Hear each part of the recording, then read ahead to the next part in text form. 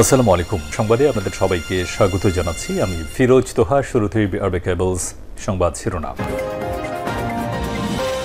জানিয়ে দেব এই মুহূর্তে হাতে পাওয়া সর্বশেষ গুরুত্বপূর্ণ আপডেট বাংলা সংবাদ। শুরুতেই থাকছে ভোলা সদর উপজেলার পশ্চিম ইলিশা ইউনিয়নের বিএনপির অফিসে হামলা ভাঙচুর করেছে স্থানীয় আওয়ামী লীগের নেতাকর্মীরা।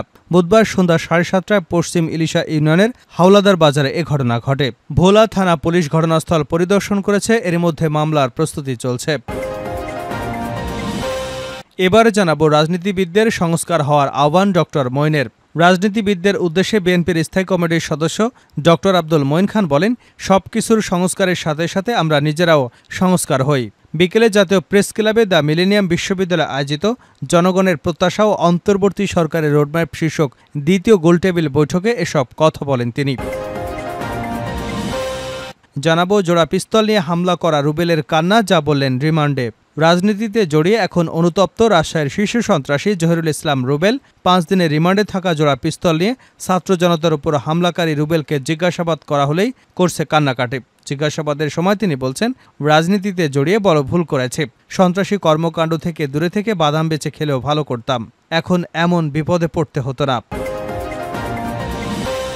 এদিকে অন্তর্বর্তী সরকারকে সহযোগিতায় বিশ্ব 5 সংস্থার আশ্বাস। যুব ও ক্রীড়া মন্ত্রণালয়ের উপদেষ্টা আসিফ মাহমুদ সজীব ভুঁইয়ার সঙ্গে সৌজন্য সাক্ষাৎ করেছে 5 বিশ্ব সংস্থার প্রতিনিধিরা। বুধবার মন্ত্রণালয়ের সভাকক্ষে তার সঙ্গে দেখা করেছেন জাতিসংঘের শিক্ষা, বিজ্ঞান ও সাংস্কৃতিক বিষয়ক সংস্থা, উন্নয়ন কর্মসূচি, জনসংখ্যা তহবিল, UNAIDS এবং UN ভলান্টিয়ারের বিশেষ প্রতিনিধি দল। এ সময় তারা অন্তর্বর্তীকালীন সরকারকে বিভিন্ন ক্ষেত্রে প্রয়োজনীয় সহযোগিতার আশ্বাস দিয়েছেন। জানিয়ে দেব দলীয় নেতাকর্মীদের সেনাবাহিনীর কাছে অভিযোগ করার পরামর্শ আওয়ামী লীগ নেতাদের। সদ্য ক্ষমতাচ্যুত আওয়ামী লীগের নির্যাতিত নেতাকর্মীদের সেনাবাহিনীর কাছে যেতে নির্দেশনা দিয়েছে দলটি। মঙ্গলবার সেনাবাহিনীকে ম্যাজিস্ট্রেসি ক্ষমতা দিয়ে প্রজ্ঞাপন জারি করে জনপ্রশাসন মন্ত্রণালয়। এতে বলা হয়েছে, আগামী 60 দিন সেনাবাহিনীর কাছে বিচারিক ক্ষমতা থাকবে। আর প্রশাসনের এই প্রজ্ঞাপনের পরেই নিজেদের উপর হামলার ব্যাপারে অভিযোগ জানাতে সেনাবাহিনীর দ্বারস্থ হতে দলীয় নেতাকর্মীদের নির্দেশনা দেয় আওয়ামী লীগ। এবং সর্বশেষ জানাবো আন্তর্জাতিক সংবাদ। এক দেশ এক ভোট ভারতের মন্ত্রিসভায় অনুমোদন। ভারতের মন্ত্রিসভায় এক দেশ এক ভোট নীতি অনুমোদন পেয়েছে। এর ফলে একসঙ্গে লোকসভা এবং সবকটি বিধানসভা নির্বাচন বাস্তবায়নের পথে আরও এগোলো নরেন্দ্র মোদীর সরকার। ভারতীয় সংবাদ মাধ্যম NDTVর এক প্রতিবেদনে বলা হয়েছে, বুধবার কেন্দ্রীয় মন্ত্রিসভার বৈঠকে প্রস্তাবটি পাশ হয়। এর আগে গত বছরের 1 সেপ্টেম্বর এক দেশ এক ভোট কার্যকর করার পদ্ধতি খুঁজতে প্রাক্তন রাষ্ট্রপতি রামনাথ কোবিন্দের নেতৃত্বে কমিটি গঠন করে দেয় মোদী সরকার। রামনাথ কোবিন্দের নেতৃত্বাধীন কমিটির সুপারিশেই অনুমোদন করে ভারতের মন্ত্রিসভা।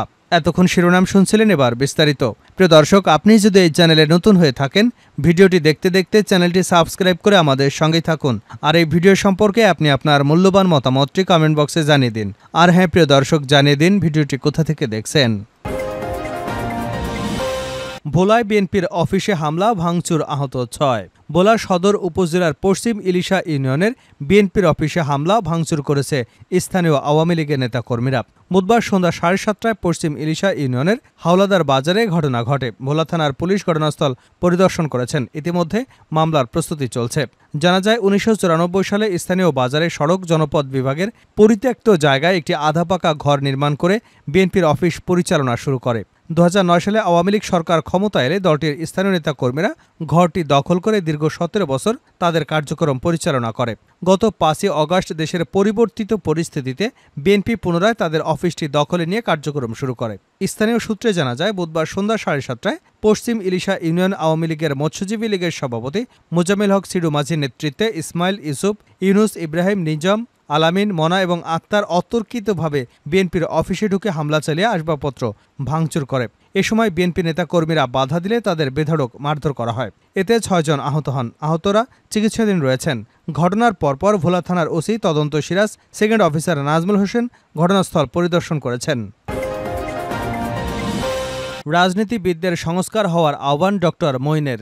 রাজনীতিবিদদের উদ্দেশ্যে বিএনপির স্থায়ী কমিটির সদস্য ডক্টর আব্দুল মঈন খান বলেছেন, সবকিছু সংস্কারের সাথে সাথে আমরা নিজেরাই সংস্কার হই।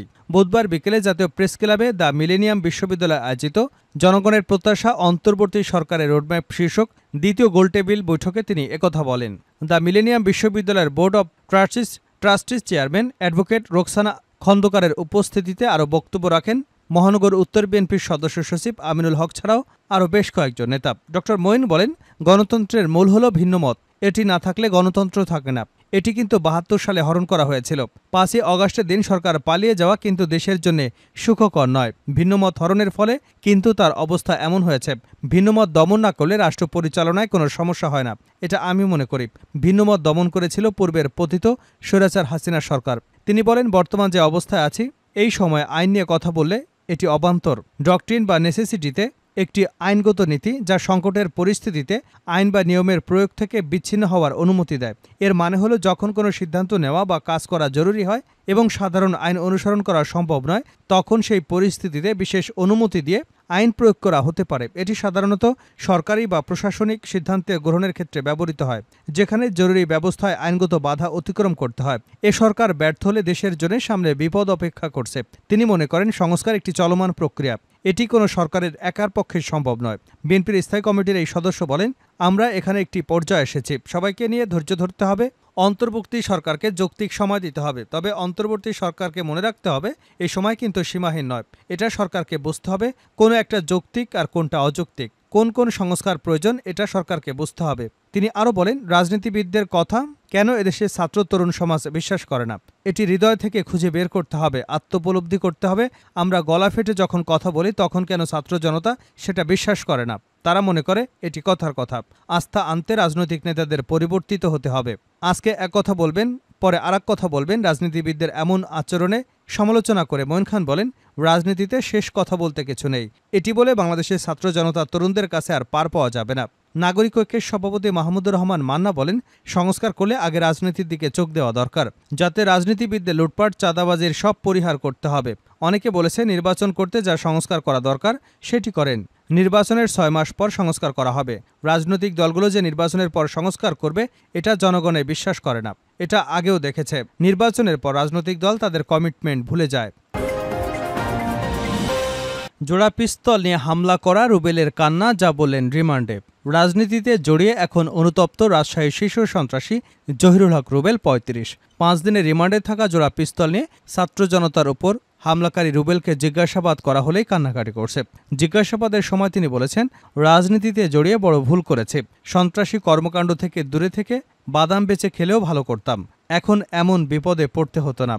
তদন্ত সংশ্লিষ্ট এক পুলিশ কর্মকর্তা বুধবার দুপুরে এসব তথ্য জানিয়েছেন। গত ৫ অগাস্ট রাজশাহীতে জোড়া পিস্তল নিয়ে ছাত্র জনতার উপর একসঙ্গে দোহাতে গুলি চালাতে দেখা যায় রুবেলকে। এতে অন্তত অর্ধশতাধিক শিক্ষার্থী আহত হন, এদের মধ্যে ২ জন মারা যান। এ ঘটনায় করা ২টি মামলাতেই আসামি করা হয় সন্ত্রাসী রুবেলকে। গত ১৩ই সেপ্টেম্বর দিবাগত রাতে কুমিল্লা থেকে রুবেলকে গ্রেপ্তার করে র্যাব। রাজশাহীতে আনার পর তাকে শিবির নেতা আলী হায়দার হত্যা মামলায় গ্রেপ্তার দেখিয়ে রোববার আদালতে তোলা হয়। এ সময় পুলিশ ১০ দিনের রিমান্ডে চায় তাকে। আদালত ৫ দিনের রিমান্ড মঞ্জুর করেছেন। বুধবার রিমান্ডের ৪র্থ দিনের মতো রুবেলকে জিজ্ঞাসাবাদ করেন মামলার তদন্ত কর্মকর্তা সহ রাজশাহী মহানগর পুলিশের ঊর্ধ্বতন কর্মকর্তারা। তদন্ত সংশ্লিষ্টরা জানান, রিমান্ডে জিজ্ঞাসাবাদ করতে গেলেই রুবেল কান্নাকাটি করছে। রাজনীতি এবং সন্ত্রাসী কর্মকাণ্ডে জড়িয়ে পড়ার কারণে রুবেল অনুতপ্ত বলে জানাচ্ছেন। হতাশা প্রকাশ করে বলেছেন, রাজনীতি করে অনেকেই লাভবান হয়েছেন। আওয়ামী সরকারের পতনের পর রাজশাহী নেতাদের কেউ এখনও সেভাবে গ্রেপ্তার হয়নি, কিন্তু তিনি ফেঁসে গেছেন। তবে রুবেল জোড়া পিস্তল হাতে শিক্ষার্থীদের উপর গুলি চালানোর কথা রিমান্ডের প্রথম দিনেই স্বীকার করেছেন। আদালতে ১৬৪ ধারায় জবানবন্দি দিতেও রুবেল প্রস্তুত। জানা গেছে, রুবেলকে জিজ্ঞাসাবাদের সময় আলী রায়হান হত্যা মামলার তদন্ত কর্মকর্তা তাজউদ্দিন ছাড়াও সাকিব আঞ্জুম হত্যা মামলার তদন্ত কর্মকর্তা এসআই শরীফুল ইসলামও উপস্থিত ছিলেন। এছাড়া থাকছেন নগর পুলিশের ঊর্ধ্বতন কর্মকর্তারাও। রুবেলের কাছ থেকে তথ্য নিয়ে তারা ছাত্র জনতার উপর হামলার খুঁটিনাটি জানবার চেষ্টা করছেন। অন্তর্বর্তী সরকারকে সহযোগিতায় ৫ বিশ্ব সংস্থার আশ্বাস। যুব ও ক্রীড়া মন্ত্রণালয়ের উপদেষ্টা আসিফ মাহমুদ সজীব ভুঁইয়ার সঙ্গে সৌজন্য সাক্ষাৎ করেছে ৫ বিশ্ব সংস্থার প্রতিনিধিরা। বুধবার মন্ত্রণালয়ের সভাকক্ষে তার সঙ্গে দেখা করেছে জাতিসংঘের শিক্ষা, বিজ্ঞান ও সংস্কৃতি বিষয়ক সংস্থা, উন্নয়ন কর্মসূচি, জনসংখ্যা তহবিল, ইউএনএইডস এবং ইউএন ভলান্টিয়ারের বিশেষ প্রতিনিধি দল। এ সময় তারা অন্তর্বর্তীকালীন সরকারকে বিভিন্ন ক্ষেত্রে প্রয়োজনীয় সহযোগিতার আশ্বাস দিয়েছেন। বৈঠকে যুব সমাজের উন্নয়নের তৃণমূল পর্যায় থেকে কার্যক্রম ত্বরান্বিত করবার বিষয়ে আলোচনা হয়েছে। জাতিসংঘের প্রতিনিধি দলে ছিলেন ইউএনএইডসের কান্ট্রি ডিরেক্টর ড সাইমা খান, ইউএনডিপির উপ আবাসিক প্রতিনিধি মিস সোনালী, ইউএনএফপির কিশোর কিশোরী ইউনিটের প্রধান ডক্টর ইলিজা আজেই এবং ইউএন ভলান্টিয়ারের country coordinator miss Sonia Mehjabin. এ সময় ইউনেস্কোর বাংলাদেশ প্রতিনিধি ডক্টর সুশান বেইজ বলেন, আমরা অন্তর্বর্তী সরকারকে সব ধরনের সহযোগিতা করতে প্রস্তুত। যুব সমাজের জীবনমান উন্নয়নে আমরা বাংলাদেশে দীর্ঘদিন ধরে কাজ করে যাচ্ছি, তা চলমান থাকবে। একটি সাধারণ প্ল্যাটফর্ম তৈরি করতে হবে যেখানে যুবরা তাদের কথাগুলো নির্ভয়ে বলতে পারেন।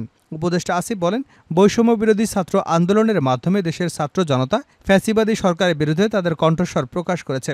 এরই পরিপ্রেক্ষিতে গঠিত অন্তর্বর্তীকালীন সরকার জনগণের সব দাবি আদায় নিয়ে সচেষ্ট রয়েছে। দেশের যুব সংগঠনগুলো সম্প্রতি বন্যা পরিস্থিতিতে অগ্রণী ভূমিকা পালন করেছে।